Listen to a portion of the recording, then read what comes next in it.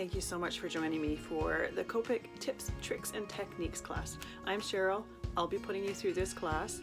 I have worked with Copics for, I want to say, about 15 years now. They're my favorite way of coloring. I just love a lot of the things that you can do with these markers.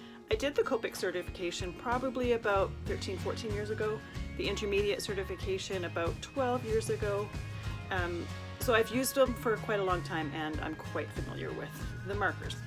I will be using the 36B set for most of the samples that I am showing you today, but it doesn't really matter what colors you use. You can just use whatever markers you have. This class focuses on Copic markers. A lot of the techniques likely could be transferred to other alcohol-based markers, but I don't actually own any other ones, so I couldn't tell you if they work exactly the same. What I would suggest if you are starting to collect Copic markers is print off a blank Copic chart. If you just Google blank Copic chart, you're sure to find one.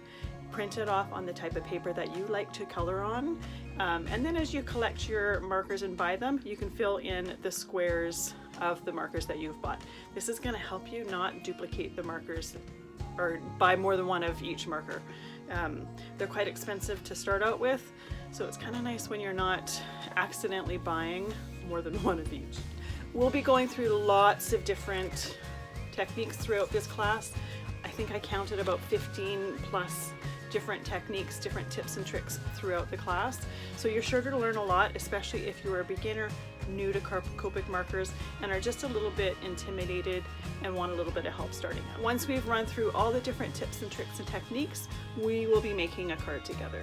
I will link the image that is used for this card on the supply list. The supply list also will have all sorts of other tips and tricks, as well as links to where you can find some of the products that I have been using throughout the class. If you have any questions throughout the class, please don't hesitate to reach out to me and ask. I'm happy to help. Let's get coloring.